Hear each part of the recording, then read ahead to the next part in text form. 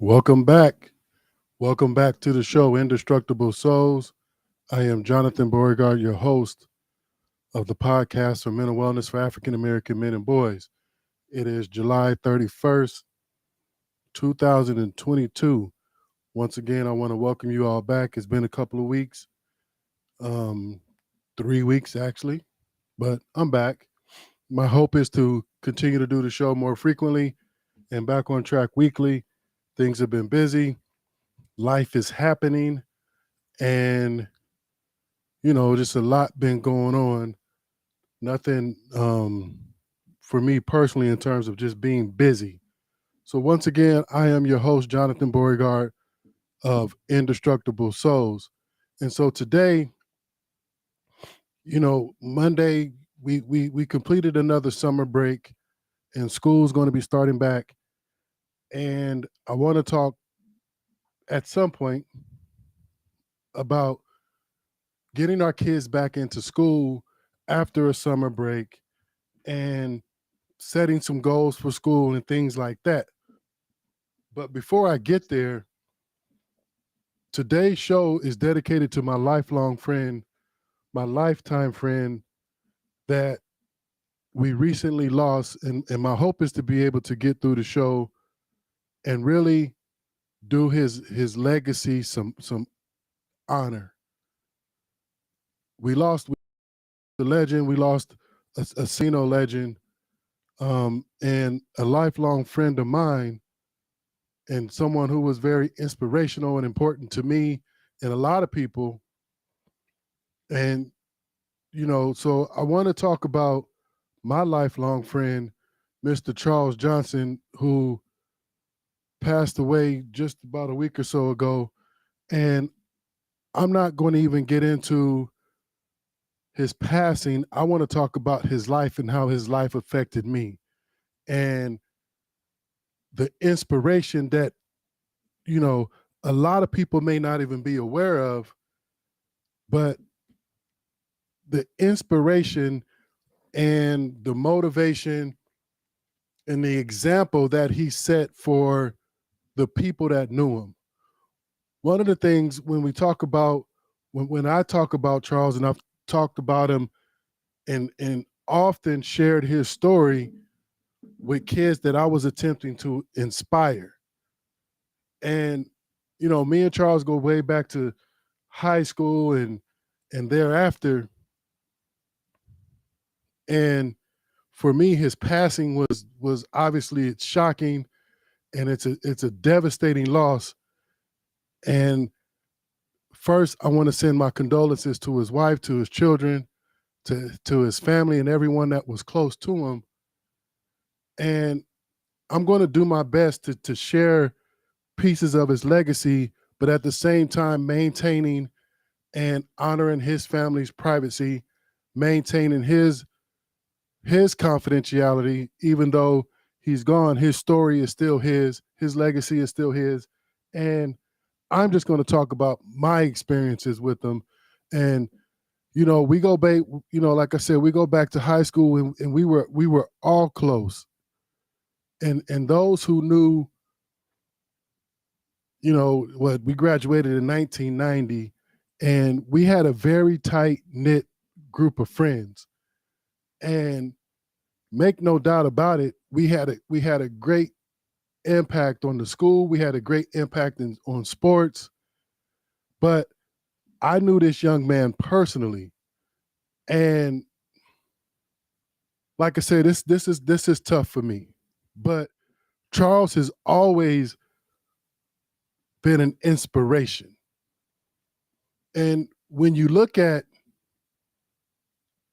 ultimately, before I even get there, ultimately we know out of high school he went on to play with the Pittsburgh Steelers first round draft pick. Went to Colorado, had multiple schools looking at him. One of the things we used to always do, which was fun, which was a friendly competition for all of us, is that when we would get letters from colleges as we were being recruited our senior year, we used to compare letters and we even talked about if the whole crew could go to the same school, the same colleges we would all go. And, I was, being looked at by various colleges. Charles, I went on a trip with Charles to UCLA, and, he was going all these trips to the different schools, Nebraska, Syracuse, whatnot. And so it became a friendly competition for us to, how many letters we would get that day. We would go into the office, or how many came to the house. And it was just something that was one of those things for high school kids when, in terms of football players, is how many letters you get, how many people are actively recruiting you. And for whatever reason, he chose Colorado. And from there, as everybody knows, he went on to Pittsburgh, played 9 years in the NFL, and that's great. But that's not the Charles that I knew.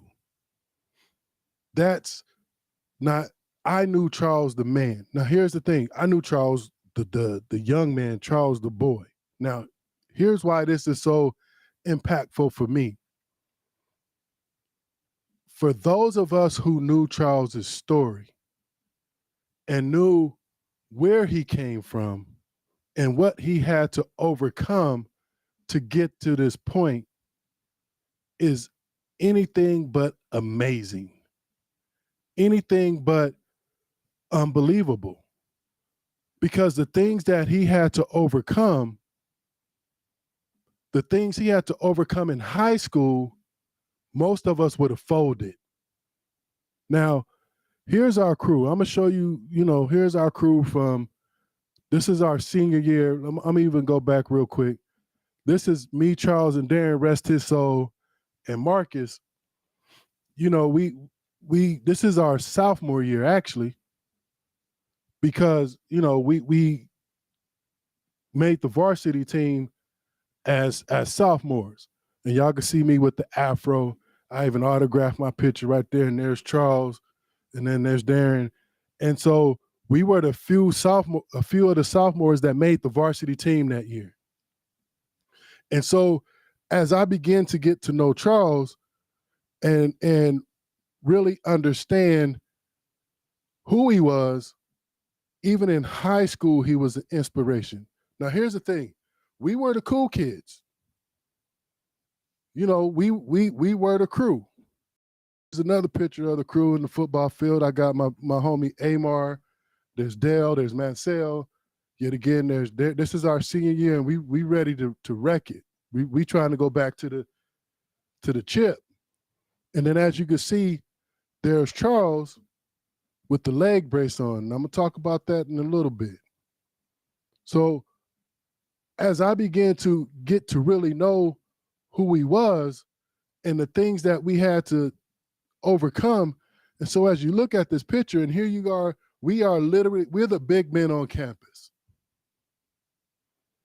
One of the things we took pride in is not only is we good at sports, we took pride in challenging each other academically. And, when it came to getting good grades, we would look at each other's grades and all this other kind of stuff, because we all knew we wanted to go to college, we wanted to play college ball, and we wanted to do some things with our life. Here's what, even where I feel like I had it tough, my life was Disneyland compared to Charles. And his resiliency throughout high school, for him to go to college was an escape. And here's what I mean by an escape. It was huge. The things that he had to endure in high school, I don't know if I would have made it. And I could tell stories, but I won't. I might share a little bit, because this is sacred to our crew.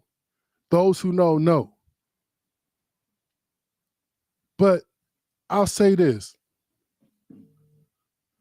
A lot of times when I'm saying that we would come to school, and I know we were a trip, we would even plan out how we were going to dress the next day, right? We're going to come in sweats, we're going to come bummy, we're going to come pimped out, we're going to come dressed up, and our crew, we would all do the same. But when we talk about studying, playing football, now Charles was a 3 sports letterman: track, basketball, football. And when we talk about holding down college prep classes, honor classes, and so forth, I will share this because it's important. What I began to learn and as me and Charles got closer and closer and closer, see, I went home every night to a hot meal, to my mom, to my grandma, to my family. One of the things I began to learn and understand was that there were some nights Charles had nowhere to go. There were some nights that Charles didn't have anything to eat. Here's a quick story. So this is between me and Charles. So one day we come to school and we having a conversation, and I'm trying to understand, how would this dude study? Where would you go to study? He was studying in the library, but no matter the environment that he was in, he had enough hunger to pull out his books because he knew he had to get good grades, and he had a mission. And so one day we come to school and I tell him, my house got broken into. And, right at the beginning of the school year, every year on the west side of San Bernardino, y'all know how it is. What would happen was our house would be one of the ones that was targeted almost every year. School close time. We could almost Christmas time and school close, summertime, our house would always get broken into. And I had just brought some Filas. This is when Filas was Filas, that's when Filas was the shit. So I'm telling them about this story that, my house got broke into and we had to go rebuy all the stuff, this, that, and the third. And then he tells me, man, I saw your shoes. What are you talking about? You saw my shoes? Yeah. So-and-so brought them down to the crack house to buy your shoes, to sell your shoes. And I looked at them because I had put my initials in the shoes. He seen my initials, but he didn't know it was me. He said the only reason why I bought them is because they didn't fit. But I was going to buy them. Now, check this out. I hope y'all caught that. Here it is. I get to go home every night. When I tell you there was sometimes nights he had nowhere to go. But even nights where he's staying literally in the crack house. Here's what's huge about that. Is the fact that as hard as he had it, he had easy access to go the other way. He had easy access to take the easy way out, start selling drugs, start doing stuff just to survive, but he would never do it. He would never touch drugs. He would never touch alcohol. And even though it was easily accessible and he was forced to live in this environment, he overcame it. He fought through it. And so what would happen a lot of times, I don't care what he was going through, what he had to overcome, he had a mission. And here's the thing, I don't understand the word quit. I don't understand the word can't. And when I look at these kids these days, and not to say that kids don't have it hard, but when we talk about these obstacles, I don't understand how sometimes people give up or sometimes people whine about their circumstances. I'm talking the things that Charles had to go through just to get through high school are amazing. Now, when he was at Colorado, Charles loved ice cream. Anybody who knows Charles would eat ice cream before he would eat food. They did this big article on him. So some of this stuff is documented. You would have to find the article. But One of the things that I know about Charles is he was loyal to his friends. He didn't whine to everybody about what he was going through. Only the people who was closest to him knew everything that he had to go through. And that was a very small few of us.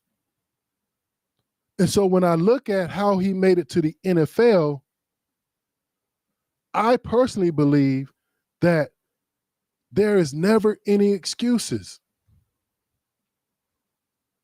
There's never any excuses. He did not allow his current situation at that time to be an excuse to turn to the streets.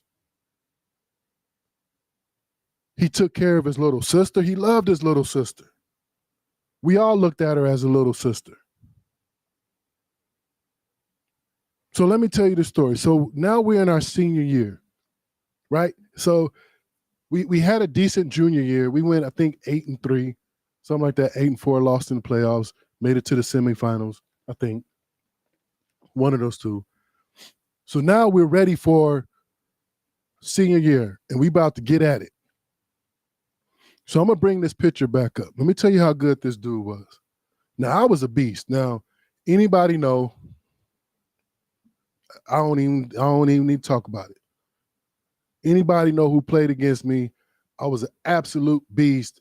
And the expectation was that, you know, I was going to go big time, and a few other of us, you know, Dale, oh my gosh.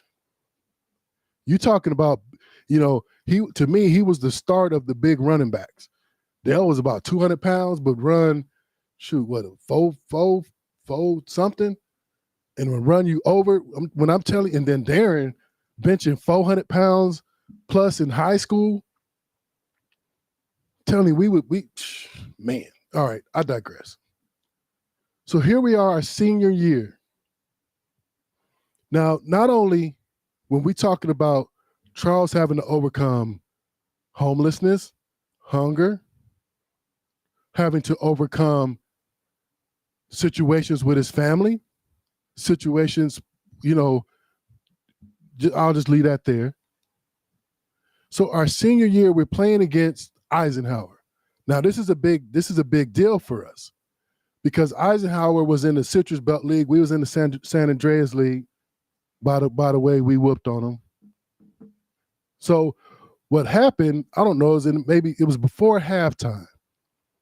Charles goes up, catches a pass, catches a bomb. And we're about to score, but he's not getting up. And so I go to go help him up. And next thing you know, he's like, nah, I'm really hurt. I'm really hurt. So now it's on. So they take him away in the ambulance. As you see there's a knee brace on. His ACL, tore his ACL. It came detached from the bone, had to have surgery. And he was in that cast for a long time, and we clowned him every chance we got to because he walking, you know, when Charles get mad, he talked to his shoulder. And so he would get mad because we clown him, we friends, whatever. And so, mind you, he played a game and a half, one full game, and then before the half of the Eisenhower game. This is how cold he was. Now, mind you, he played basketball, he ran track, he ran the 200, the 800, and some other stuff. And so he goes down and he does not play for the rest of the season. But with his stats, just that game and a half, he was in the top whatever for almost the whole season.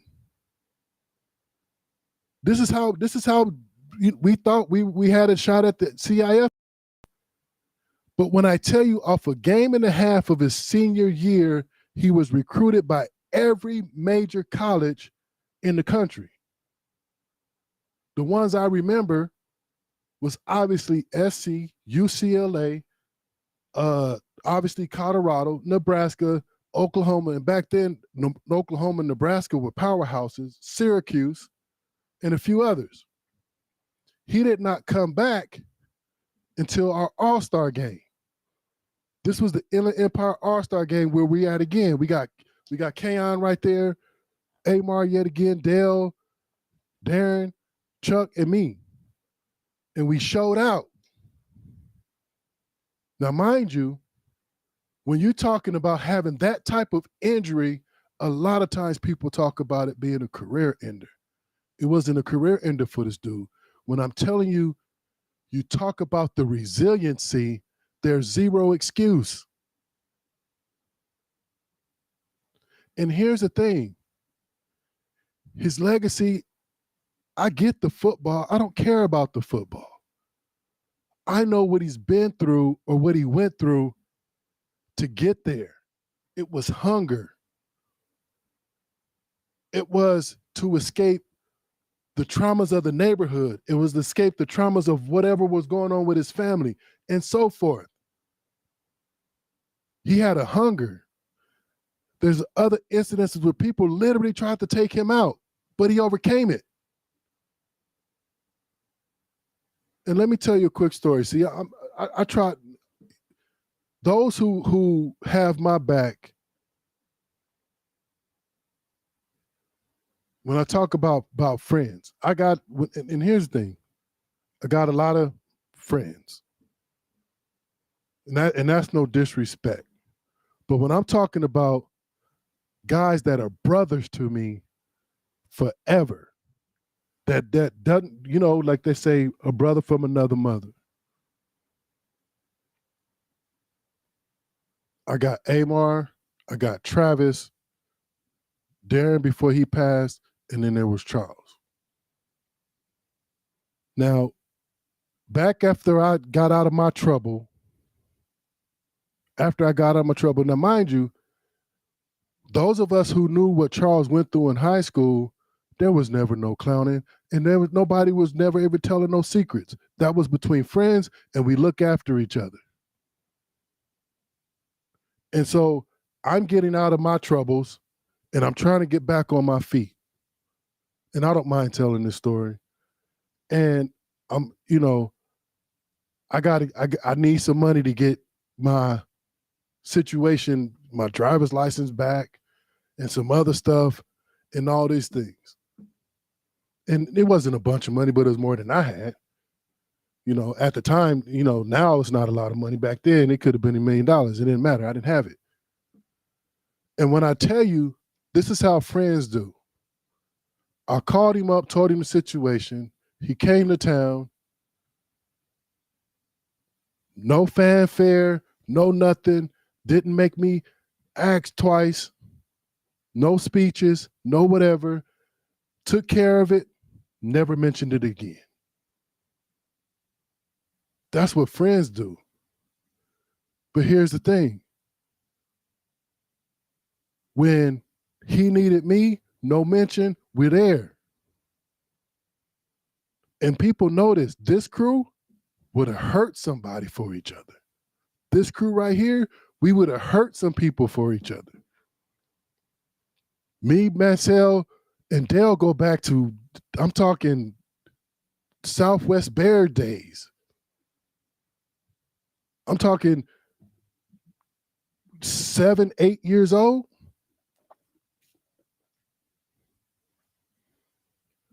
Charles was a great dude. He was an honorable dude. He took care of his family. He overcame a lot. I wish I could tell the stories, like specifically so people could understand and appreciate it. I'll never forget him. I will always honor his legacy. Now so I'm gonna tell you this quick story and I'm gonna begin to wrap up. So as you guys know, I'm a therapist, and I was working with this kid who was living with his grandma, mom on drugs. Sometimes he's homeless, this, that, and the third, and he takes a liking to football. Now, mind you, when I was doing this type of counseling, we get to go to the house. And so this is it's a big kid, and he loves football. And as I begin to work with him, I notice that his story parallels Charles's. And I'm like, okay, I got to connect these two. Make a couple of phone calls. And I was able to connect Charles to this kid. And this, because I knew Charles's legacy was an inspiration. It was inspiration to me, and he's my friend. I don't think I could have survived the things that he had to survive. And so I connected these two with a few phone calls, and I asked Charles to send this kid some stuff. The article that they did on him at Colorado, this, that, and the third. And so this is what this kid keeps next to him, keeps posted up to him at his workstation. So he read the article. I gave him the stuff from Charles, and he holds this stuff dear to him.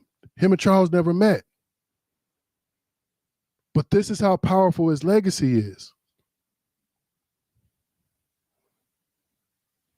Because this kid was able to see himself in Charles, and because Charles can do it, I can do it. And I just learned that this same kid is playing at East LA College, starting as a freshman, playing center, which that's the position I played. I'm proud. And one of the things that I used to do, even though I was his therapist, I would go to his house and run football drills with him. Now I'm not saying he made it to the college because of me, not at all. But I knew that was going to be his motivation. And my hope is that Charles's legacy continue to live on. I know it's the news of the week, but for me, this is a friend. For those who was close to him, his family and his friends, that when you talk about keeping a tight circle, Charles kept a tight circle. And so this is a great loss to his family, obviously, to his friends that knew him, to our Cajon family, but to the city of San Bernardino. His family, is asking for privacy at this time. They don't want no fanfare. And this is a great loss for them. So all they want is their privacy to mourn. And we'll honor that. And I want to honor my friend today.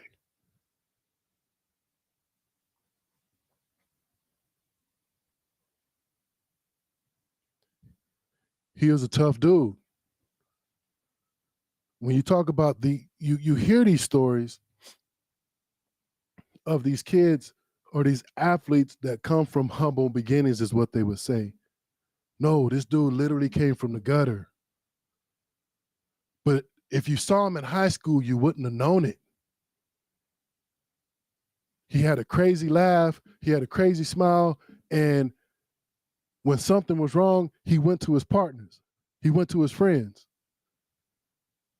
Most people, I guarantee you, most people that know, they would just thought we were all just athletes and we all the popular dudes and we had it easy. No.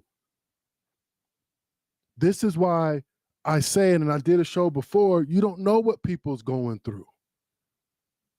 You talk about athletes and academics, and we did a show on mental health and athletes.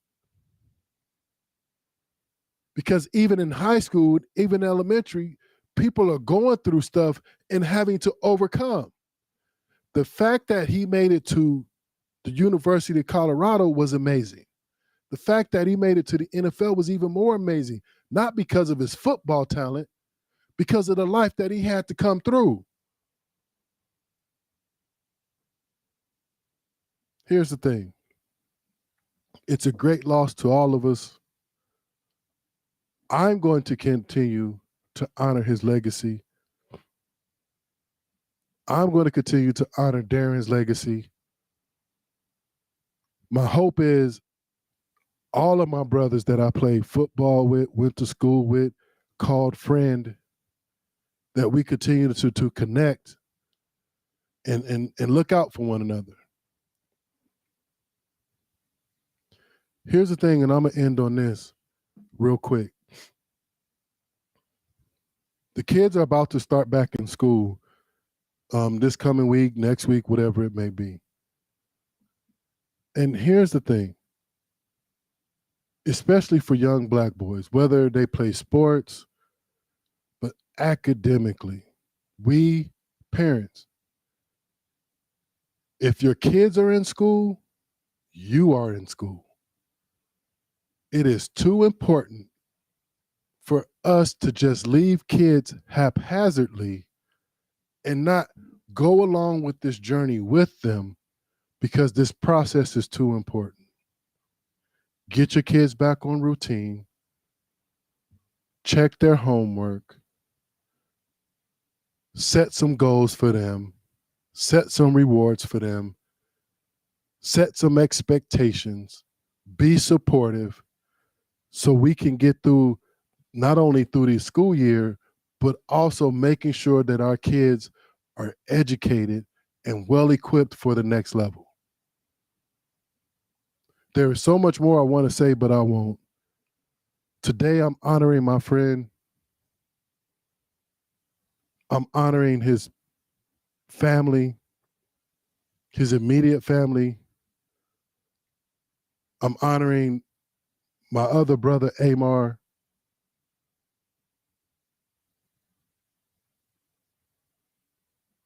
And all of us that really knew Charles and understood the obstacles that he had to overcome.